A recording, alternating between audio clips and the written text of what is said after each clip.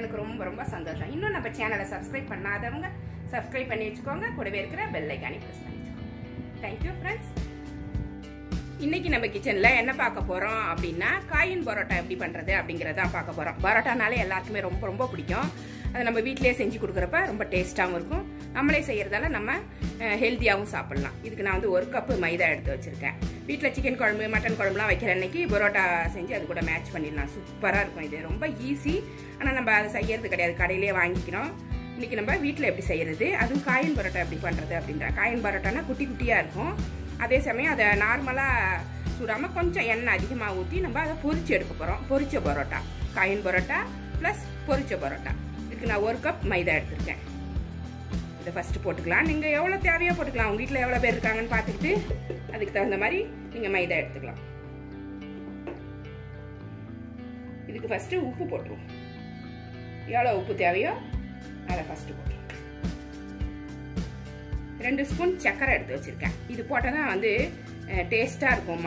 பரோட்டா டேஸ்ட்டாகவும் இருக்கும். அதே சமயம் அந்த கோல்டன் ப்ரௌன் வருது பார்த்தீங்களா, பொரிக்கும் போது அந்த கலர் வரும். சர்க்கரை போட்டிங்கன்னா செவந்து வரும். 1/4 கப் தயிர் எடுத்துருக்கேன். நல்லா சாஃப்டாக இருக்கும் தயிர் போட்டு பிசையும் போது. மாதிரி 1 முட்டை எடுத்துருக்கேன். இதை உடச்சி ஊற்றிக்கலாம்.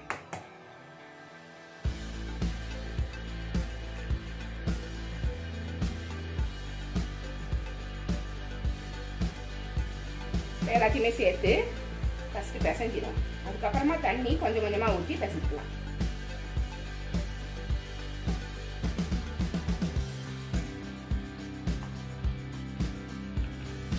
இல்லை கொஞ்சம் எண்ணெய் ஊற்றி சன்ஃப்ளவர் ஆயில் ஊற்றுறேன். நான் ஒரு 3 ஸ்பூன் அளவுக்கு ஊற்றுறேன்.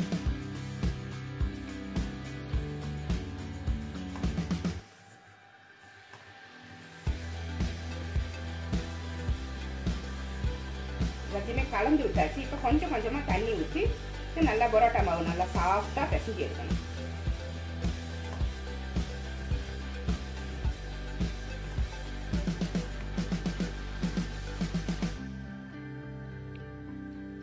நல்லா பிசைஞ்சாச்சு. இப்போ கொஞ்சம் கொஞ்சமாக தண்ணி ஊற்றி நம்ம இதை சப்பாத்தி மாவு மாதிரி பிசைஞ்சு எடுக்கணும்.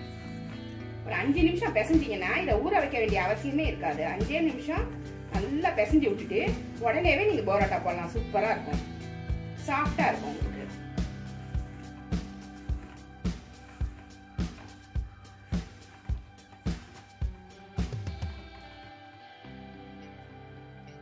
கொஞ்சம் கொஞ்சமா தெளிச்சு பிசைஞ்சுக்கோங்க, அதிகமா தண்ணி ஊத்திடாம.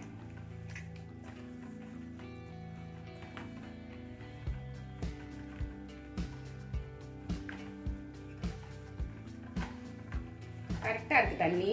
இந்த அளவுக்கு இருந்தால் போதும். இந்த சமயத்தில் நல்லா பிசையணும். ஒரு 5 நிமிஷம் விடாமல் இதை நம்ம பிசைய போகிறோம்.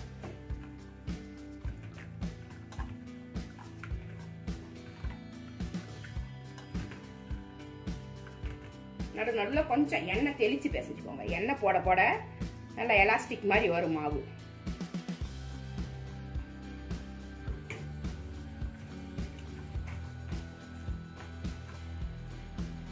மாவை பிசைஞ்சிட்டு லாஸ்ட்ல கொஞ்சம் மைதா கொஞ்சம் ஆட் பண்ணி இப்படி பிசைஞ்சு எடுத்துட்டீங்கன்னா நல்லா பைண்ட் ஆகிடும். இல்லைன்னா கையில் ஒட்டு உங்களுக்கு. லாஸ்ட்ல கொஞ்சம் மைதா போட்டு நல்லா பிசைஞ்சு இந்த மாதிரி நல்லா பிசைஞ்சிருங்க. ஒரு 5 நிமிஷம் விடாம பிசைஞ்சாதான் நல்லா சாஃப்டா இருக்கும் பரோட்டா.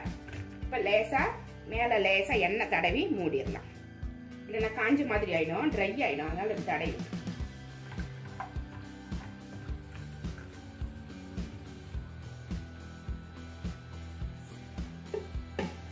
இது ஒரு 10 நிமிஷம் ஊறினாலும் நல்லா இருக்கும். இல்லை உடனே போட்டால் கூட நல்லா இருக்கும். இது ஒரு 10 நிமிஷம் ஊறட்டும். அதுக்கப்புறம் எப்படி போடுறது அப்படிங்கிறத நான் இப்போ காமிக்கிறேன்.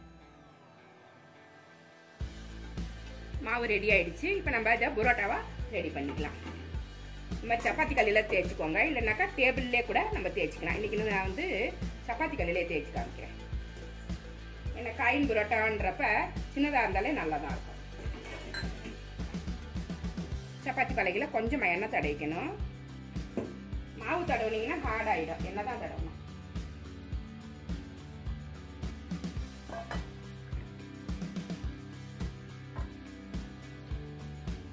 இந்த அளவுக்கு மாவு எடுத்துக்கோங்க.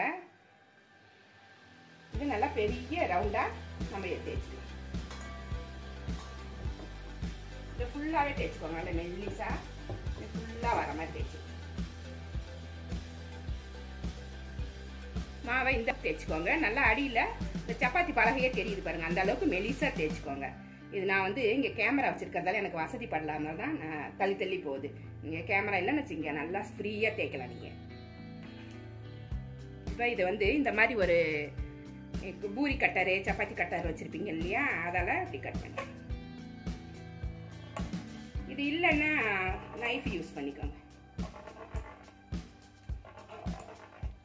எவ்வளோ மெலிசா வேணாலும் நீங்கள் இதை கட் பண்ணிக்கலாம். அந்த அளவுக்கு லேயர் உங்களுக்கு வந்து கிடச்சிடும். சோமாஸ் கட்டரு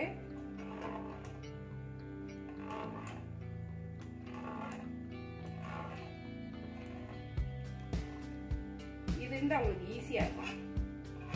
இப்படி கட் பண்ணிட்டு லைட்டாக எண்ணெய் தடவிக்கோங்க. கொஞ்சமாக எண்ணெய் இது மேலே தடவிட்டிங்கன்னா அந்த லேயர் வந்து ஒன்றோட ஒன்று ஒட்டிக்காது, தனித்தனியாக கிடைக்கும். அதனால தான் எண்ணெய் தடவிட்டு இதில் எல்லாமே ஒன்றை சேர்த்துரும். இப்படி மெதுவாக ஒன்று சேர்த்து வச்சு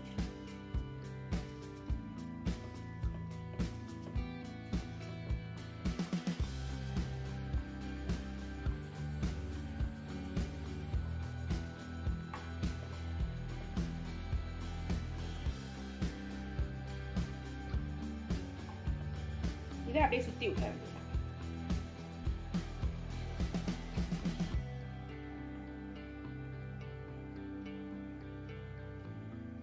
சுற்றிட்டு இந்த நுனி பாகத்தை அடியில் அப்படி நல்லா சொருகி வச்சு, இல்லைனாக்கா பிரிஞ்சு வந்துடும். அதனால் இப்படி சொருகிட்டு லைட்டாக அப்படி அழுத்திட்டு அவ்வளோதான். காயின் பரோட்டா வந்து இதுக்கு மேலே பெருசாக இருக்காது, கரெக்டாக இருக்கும். இதை தனியாக எடுத்து வச்சு இந்த மாதிரி ரெடி பண்ணிக்கலாம். இன்னொன்று ரெடி பண்ணலாம். இதில் இருக்கிற எண்ணெயே போதும்.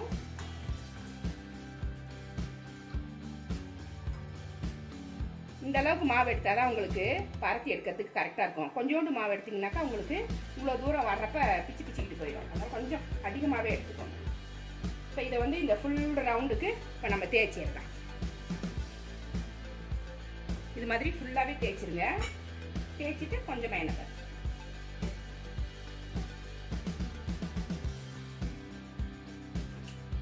கட்டரால லைன் போட்டு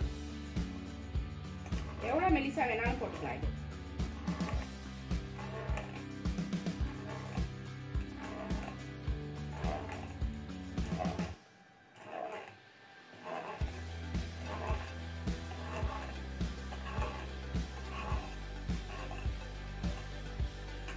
இது ஒன்று சேர்த்துட்டு பரோட்டா ரெடி பண்ணிடுறேன். ரொம்ப ரொம்ப ஈஸியாக இருக்கும் உங்களுக்கு.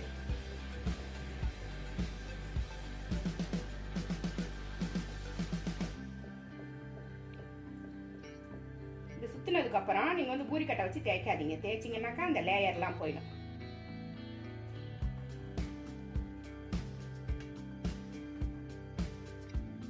இதை அடியில் அப்படி வச்சு லாக் பண்ணிடுங்க. கையாலேயே இந்த அளவுக்கு வச்சா போதும். இது மாதிரி மீதி இருக்கிற மாவையும் நம்ம ரெடி பண்ணி எடுத்து வச்சிடலாம். மாதிரி எல்லாத்தையுமே ரெடி பண்ணி வச்சுக்கிட்டு நம்ம ஸ்டவ்ல கல் போட்டு தோசை கல் போட்டு நம்ம இதை சுட்டு எடுக்க போறோம். சூப்பரா இருக்கும். இது தோசை கல்ல சூடு பண்ணிட்டு கொஞ்சம் அதிகமாகவே எண்ணெய் ஊற்றிருக்கேன். ஒரு 4-5 ஸ்பூன் கிட்ட இருக்கும் ஊற்றிருக்கேன். ஏன்னா இது பொரிச்சு தான் எடுக்க போகிறோம். சாதாரணமாக கொஞ்சமாக எண்ணெய் ஊற்றி பொரிப்பாங்க பார்த்தீங்களா, அந்த மாதிரி இருந்தால் கொஞ்சம் ஸ்டிக்கியாக இருக்கும். இது பொரிச்ச பரோட்டா, காயின் பரோட்டாலே பொரிச்ச பரோட்டா ரொம்ப ரொம்ப டேஸ்ட்டாக இருக்கும். எண்ணெய் சூடாயிருச்சு. இதை எப்படி வச்சு இதை 2-3 வாட்டி திருப்பி போட்டு நல்லா பொன்னிறமாக எடுக்கணும். அப்போ தான் நல்லா இருக்கும், முருகலாக இருக்கும். நல்லா மொறுன்னு எடுக்கணும். அதுக்குன்னு தீச்சிடக்கூடாது, மொறுன்னு எடுக்கணும். மீடியம் ஃப்ளேமில் வச்சுட்டு கொஞ்சம் கொஞ்சமாக இதை நம்ம பொரிச்சு எடுக்க போகிறோம். லைட் அப்படி சாய்ச்சி இந்த எண்ணெயெல்லாம் இதில் மேலே தெரிச்சிக்காம கொஞ்சமாக எண்ணெய் ஊற்றி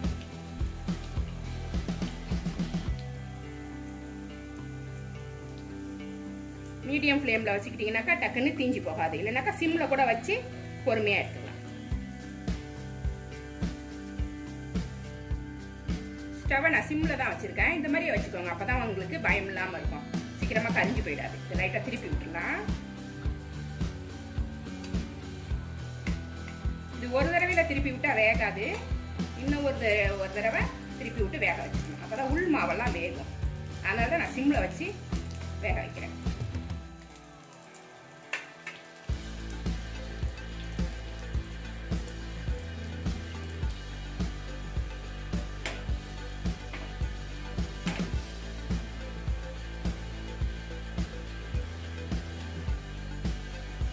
இதை திரும்பவும் திருப்பி போட்டுடலாம்.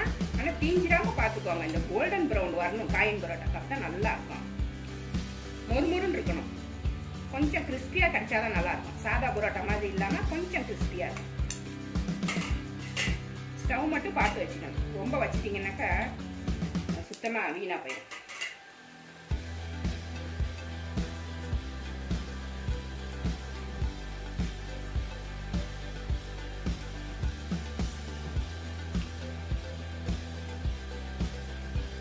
திரும்ப ஒரு வாட்டி திருப்பி போட்டு அப்பப்போ திருப்பி போட்டுக்கிட்டே இருக்கணும்.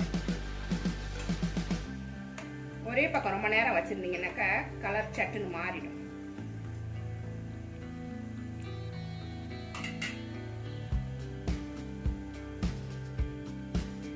காயின் பரோட்டா சூப்பரா ரெடி ஆயிடுச்சு. ரெண்டு பக்கமுமே நல்லா இருக்கு பாருங்க. கலர் நல்லா இருக்கு. சாப்பிட்றதுக்கும் ரொம்ப ரொம்ப டேஸ்டா இருக்கும். இந்த மாதிரி இருக்கும்போது நம்ம எடுத்துடலாம். இது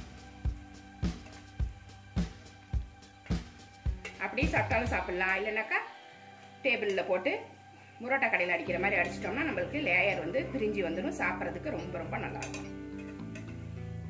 இது மட்டன் குழம்பு கூட சிக்கன் குழம்பு கூட சாப்பிட்றதுக்கு ரொம்ப நல்லா இருக்கும். வெஜ்ஜுன்னா வெஜ்ஜு குருமா வச்சுக்கிட்டு சாப்பிடலாம். இதை நம்ம இப்போ சூடோட டேபிளில் வச்சு நம்ம அடித்து லேயர்வா பண்ணிடலாம். ரெடியான பரோட்டாவை நம்ம டேபிளில் வச்சு நம்ம அடிச்சிடலாம். ரெண்டு ரெண்டாக கூட அடிக்கலாம்.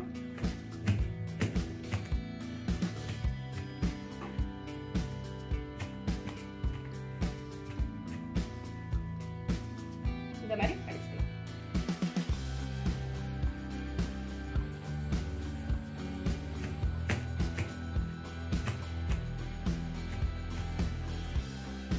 இது மாதிரி நல்லா லேயரா வந்திருக்கு பாருங்க. நல்லா இருக்கும் சாப்பிட்றதுக்கு.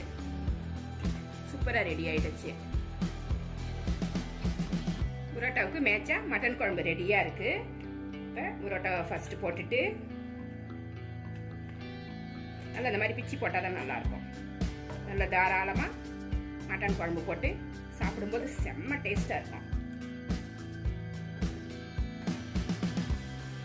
இதுல கொஞ்ச நேரம் ஊற வச்சுட்டு சாப்பிட்டீங்கன்னாக்கா செம்மையா இருக்கும். எல்லாருக்கும் பிடிக்கும். எப்படி இருக்கு பாருங்க. பார்க்கறதுக்கே ரொம்ப நல்லா இருக்கு. சாப்பிட்டா இன்னும் டேஸ்டா இருக்கும். இந்த ரெசிபி உங்களுக்கு பிடிச்சிருந்தா நம்ம சேனலை சப்ஸ்கிரைப் பண்ணி வச்சுக்கோங்க. கூடவே இருக்கிற பெல் ஐக்கானையும் ப்ரெஸ் பண்ணி வச்சுக்கோங்க. லைக் பண்ணுங்க, ஷேர் பண்ணுங்க, கமெண்ட் பண்ணுங்க. இவ்வளோ நேரம் என்னோட வீடியோவை பார்த்தா எல்லாருக்குமே நன்றி. Thank you friends.